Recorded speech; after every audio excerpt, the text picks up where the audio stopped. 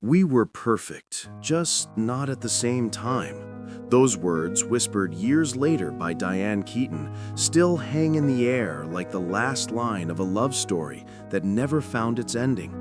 In the grand theater of Hollywood, few romances have burned so quietly or left a shadow so long. Behind the cameras, behind the fame, behind the Godfather, there was a man and a woman who could never quite meet where love demanded they stand. It's hard to imagine them now. Al Pacino, 85, moving slower, wrapped in dark clothes and darker memories. Diane Keaton, 78, still smiling that familiar smile, the same one that once disarmed the most guarded man in Hollywood. They are two of the last survivors of a golden age, icons who helped define what love and loss looked like on screen. But what few people know is that behind the cinematic perfection of Michael and Kay Corleone lay a real story, one far more fragile, far more human, a love both sacred and doomed from the very start. Their story began not under candlelight, but under studio lamps. It was 1971. Francis Ford Coppola was casting The Godfather, a film that would reshape American cinema, and secretly, two lives. Keaton was 30, playful, eccentric, radiating warmth. Pacino was 29, brooding, intense, and already haunted by a lifetime of hunger. They met during rehearsals. He barely spoke. She couldn't stop laughing. Yet somewhere in that silence, something unspoken began. Keaton later said, "I was crazy about him immediately, but he was like a wall. I kept talking, hoping he'd say something, anything." Pacino, by contrast, recalled her differently. "He had this light. I didn't know what to do with it." When the cameras rolled, art and life began to blur. On screen, Michael Corleone and Kay Adams fell in love, and off-screen, the same thing was quietly happening. The tenderness in their scenes wasn't acting, it was truth, disguised as performance. During filming in New York, Keaton would wait for him after long days on set.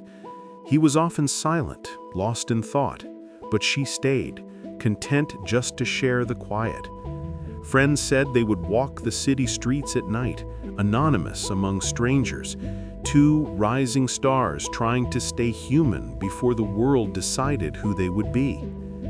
When The Godfather premiered in 1972, the world saw chemistry. They didn't see the cost. Fame hit Pacino like a tidal wave. One moment, he was invisible. The next, he was the face of a generation. And fame, as always, is a jealous companion. It left little room for love. Keaton adored him, but he belonged to the work.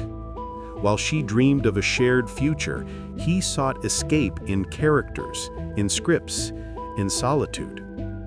She once said, "He was the most fascinating person I ever knew, but I never knew him enough." As Pacino's star rose, so did the distance between them. He became Michael Corleone, not just in front of the camera, but behind it too. Cold, unreachable, surrounded by power and silence. She watched him disappear into fame, piece by piece, until the man she loved became the character the world demanded. The press called them Hollywood's most mysterious couple. But the truth was simpler. They were two people standing at opposite ends of the same longing, one terrified of being trapped, the other terrified of being forgotten. And yet, no matter how many times they walked away from each other, they kept orbiting back. Each new film, each new decade drew them together again, older, wiser, and still bound by something that never quite died. Because some loves don't fade, they simply outlive their chance to exist. Long before Hollywood, before the lights and the applause, there were just two lonely souls, one in the crowded streets of the Bronx, the other in the quiet suburbs of Los Angeles, each learning in their own way how love could be both salvation and loss. Alfredo James Pacino grew up with the sound of absence. His father left when he was 2, and his mother, Rose, spent her life trying to fill that void with love that never felt enough. The Bronx in the 1940s was not a place for dreamers. It was a battlefield of survival. Loud, gray, unforgiving. But in that chaos, young Al learned to listen to the arguments, to the laughter, to the heartbreak behind every slammed door. Acting didn't come from talent, it came from the need to make sense of noise. By the time he was a teenager, he had already begun hiding inside characters, impersonating neighbors, imitating voices, trying to turn pain into art. But the world didn't understand him. He was expelled from school, worked odd jobs, and spent nights wandering the city alone. The loneliness hardened him, but it also gave him his greatest weapon: empathy. I think I became an actor because it was the only place I could be all the people I missed, he would later say. Across the country, Diane Hall, later known as Diane Keaton, was living an entirely different kind of loneliness. Her childhood was quiet, orderly, filled with church pews and family dinners that felt rehearsed. Her mother, Dorothy, was loving but conservative. Her father, a civil engineer, rarely spoke of feelings. Diane wanted color in a black and white world. She sang in choirs, performed in school plays, and dreamed of Broadway lights that no one around her could see. When she moved to New York in her early 20s, she was naive but fearless. Living in a small apartment, surviving on hope and instant coffee, she joined acting classes, waited tables, and studied people obsessively, their gestures, their smiles, their small tragedies. Like Pacino, she wasn't chasing fame, she was chasing connection, the chance to feel something real in a city built on pretense. Both of them were outsiders, not by choice, but by nature. He hid behind silence, she hid behind charm. He distrusted the world, she tried to make peace with it. Neither knew that the same hunger driving them would one day pull them into each other's orbit. In those years before success, they were unknowingly preparing for each other, two incomplete halves of a story waiting for the right script. When The Godfather finally brought them face to face, it wasn't just a meeting between co-stars. It was the collision of two emotional histories, one carved from poverty and fear, the other from yearning and restraint. He brought the darkness she feared, she carried the light he had lost. They didn't know it yet, but their story had already begun, long before the cameras rolled. It was 1971 when the call came. Francis Ford Coppola, the young director who refused to play by Hollywood's rules, was gathering a cast that would change cinema forever. Among them, a shy, angular-faced stage actor from the Bronx and a spirited, wide-eyed actress from Los Angeles. Neither of them knew that this film, The Godfather, would alter not just their careers, but their lives. When Al Pacino and Diane Keaton first met during rehearsals, the chemistry was immediate yet fragile. She talked too much, he barely spoke. She was sunlight, he was shadow, and somehow they balanced each other perfectly. On set, Coppola saw it before they did. The quiet electricity between them, the way her laughter softened his intensity, the way his stillness anchored her nervous energy. During breaks, Keaton would tease him, trying to break through the walls he built around himself. Pacino, uncomfortable with small talk, would smile faintly and retreat. He had this mystery, Keaton once said. It made me want to know him more, and that was dangerous. As filming began, life and art began to blur.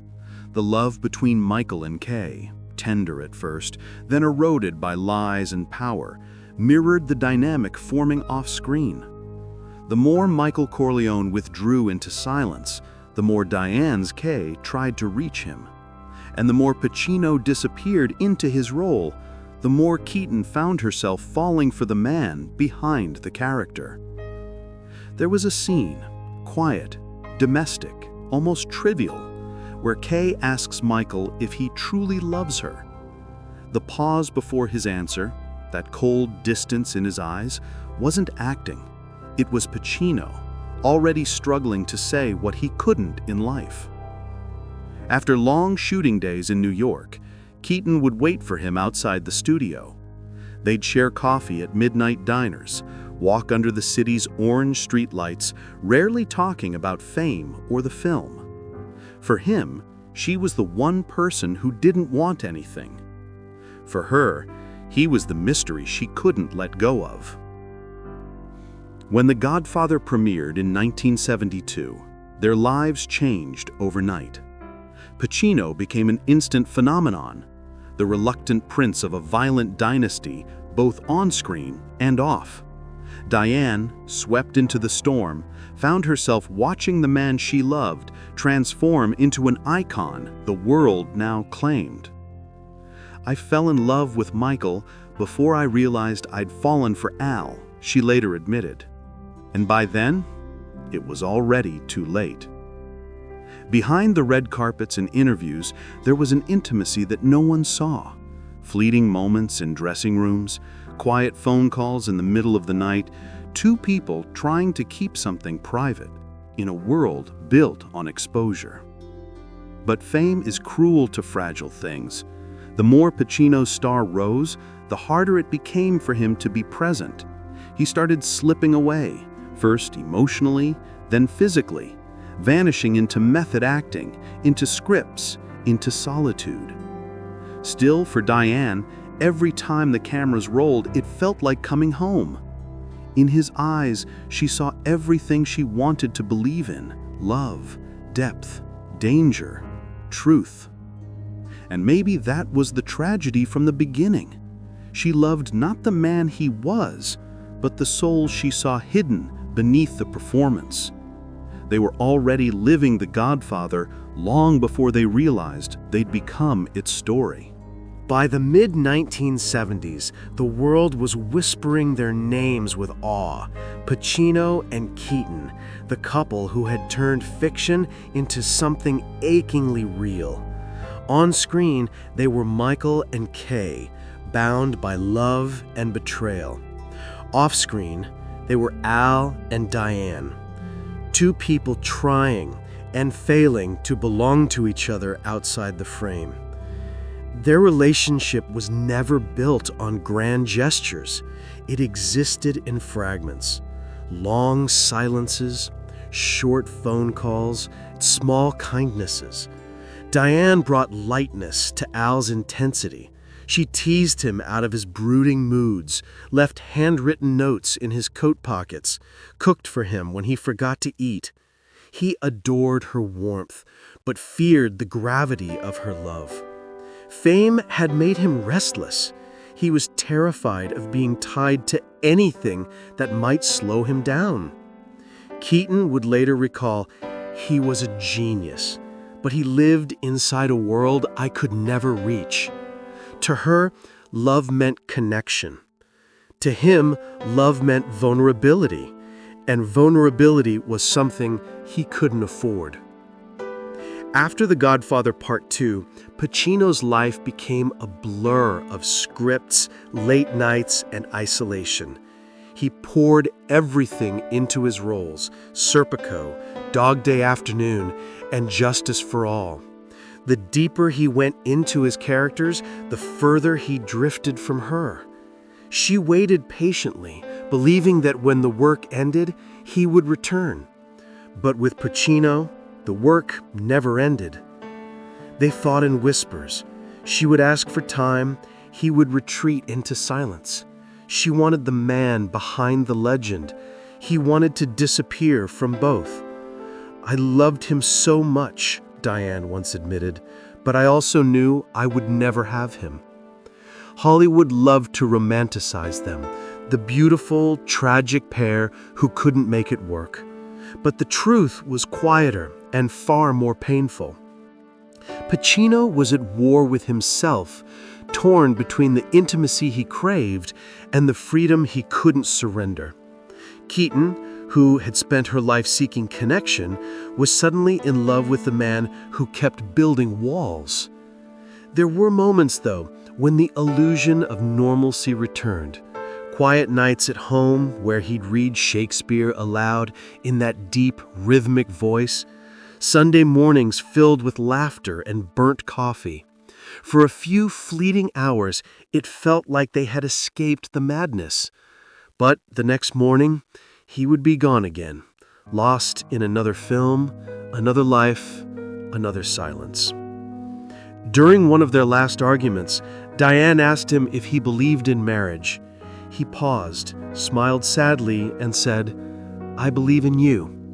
It was the kindest lie he could tell. In 1979, while he was filming And Justice for All, Keaton finally walked away. "I couldn't keep waiting for someone who never arrived," she said later. She threw herself into her own work.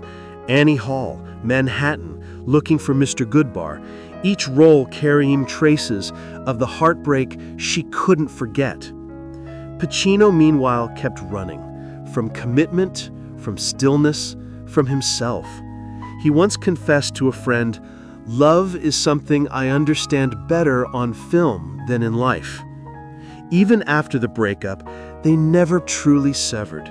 They kept calling, writing, appearing in each other's orbit, two people bound by a connection neither could name nor end. Years later, when asked if she ever stopped loving him, Keaton smiled and said, "You don't stop, you just learn to live with the ache." Their romance was never meant to last. It wasn't built for eternity. It was built for memory, the kind that lingers, beautiful and unfinished, long after the lights go out.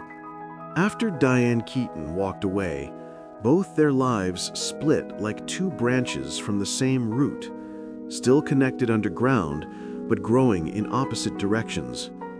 The love that had once fed them now became the ghost they carried into every role, every success, every silence. For Keaton, heartbreak became transformation. She poured her pain into Annie Hall, 1977, a role that would redefine not just her career, but the entire image of the modern woman on screen. Annie, quirky, vulnerable, deeply independent, was Diane's quiet rebellion against a world that expected women to wait. Her laughter was real, her heartbreak even more so. When she accepted her Oscar, her eyes glistened not with pride, but with disbelief, as if success had arrived, but the person she wanted to share it with hadn't. Meanwhile, Al Pacino was deep inside another kind of war. After The Godfather and Dog Day Afternoon, he had become the symbol of masculine rage and existential pain. But behind that fire, he was collapsing inward. His fame brought him everything: attention, money, immortality, except peace. "I was surrounded by people," he later said, "but I've never felt lonelier." The irony of their post-breakup lives was almost cinematic.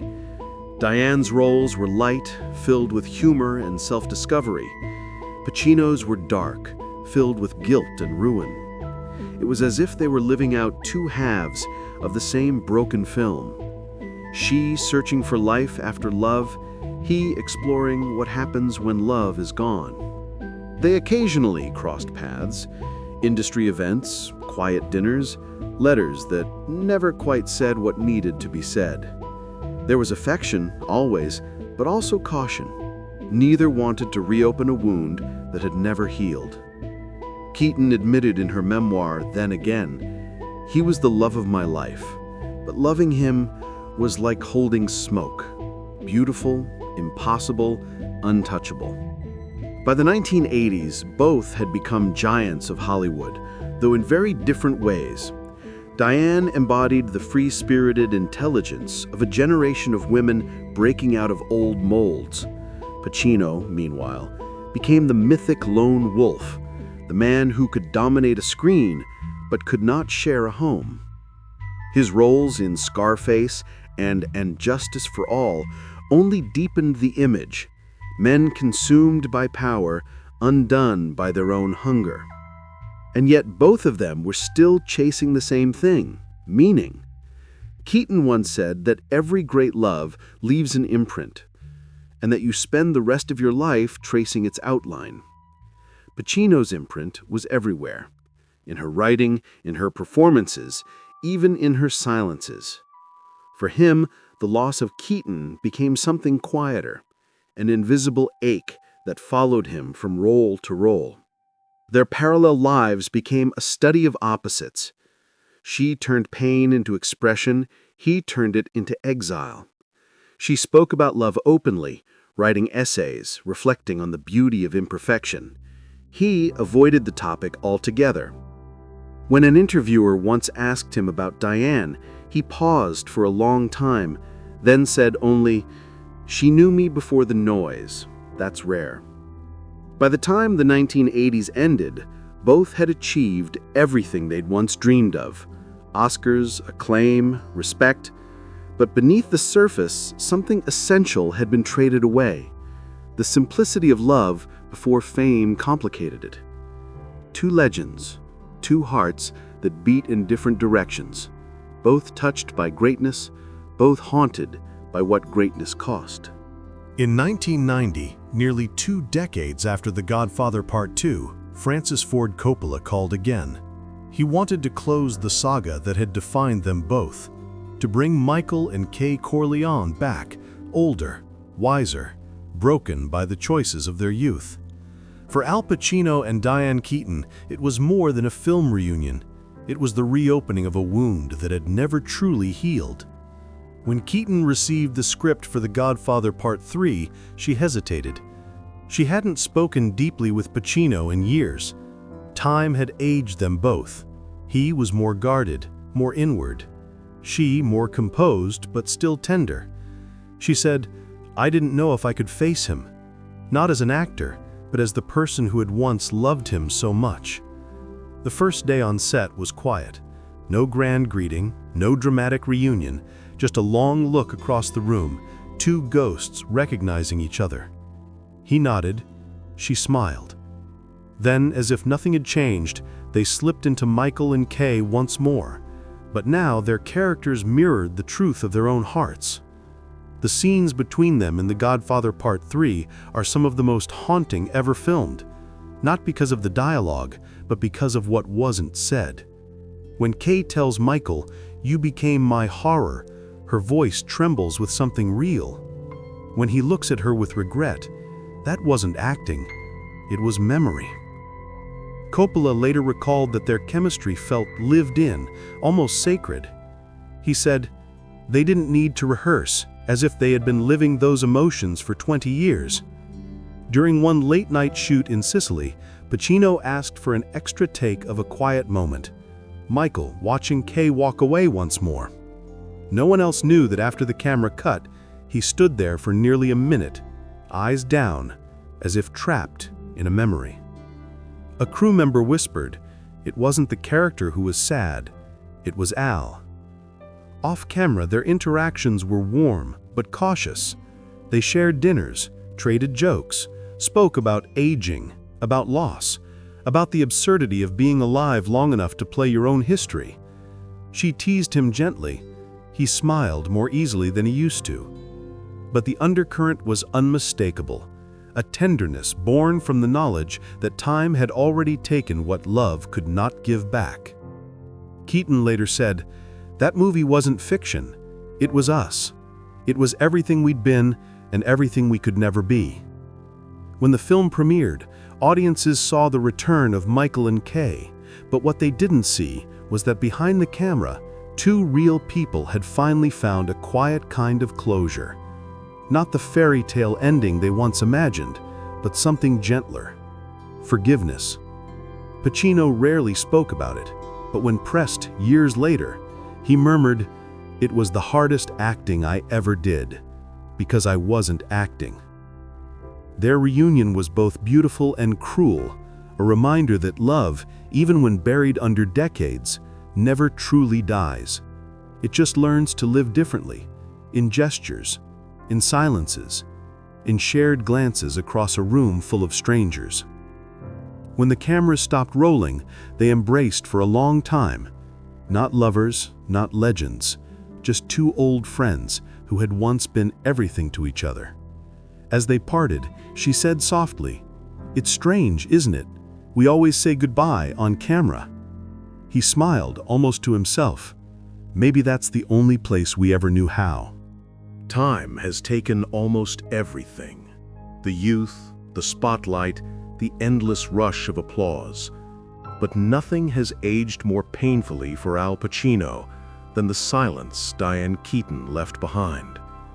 When news broke of Diane's passing, the world mourned an icon. But for Pacino, it was something far deeper. It was the closing of the last door that led back to who he once was.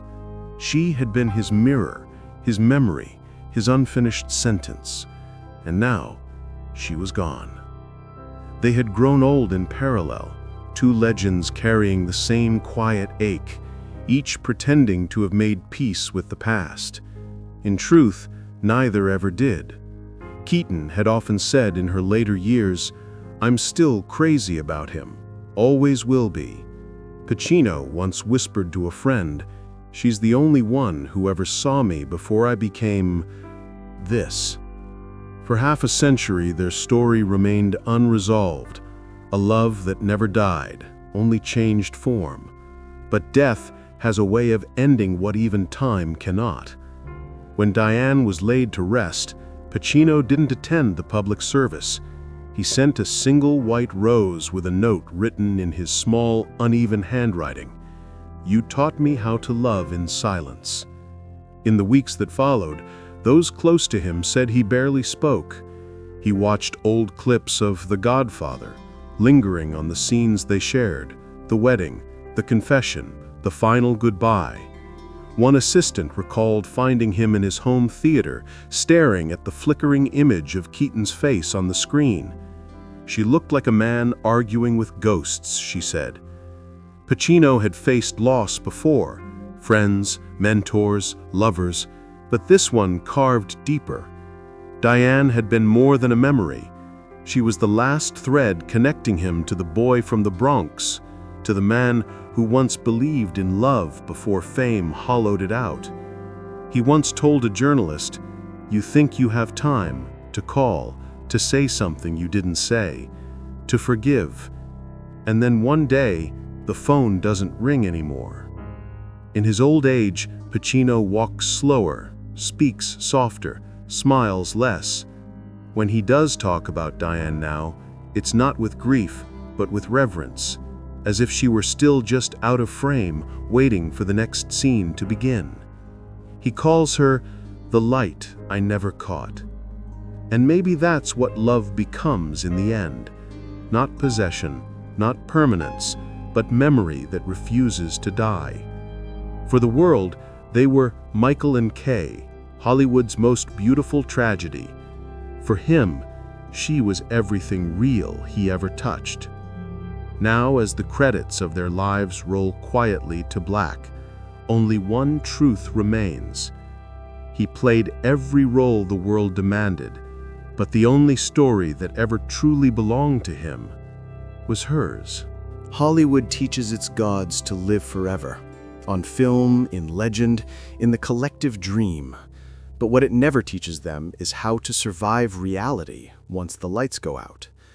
Al Pacino, now 85, remains not as Michael Corleone, not as the king of cinema, but as an old man carrying the ghost of Diane Keaton.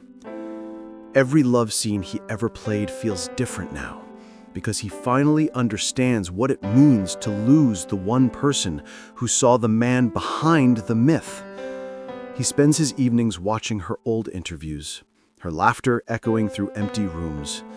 In that laughter lives everything he lost: youth, tenderness, the brief illusion that love could last forever.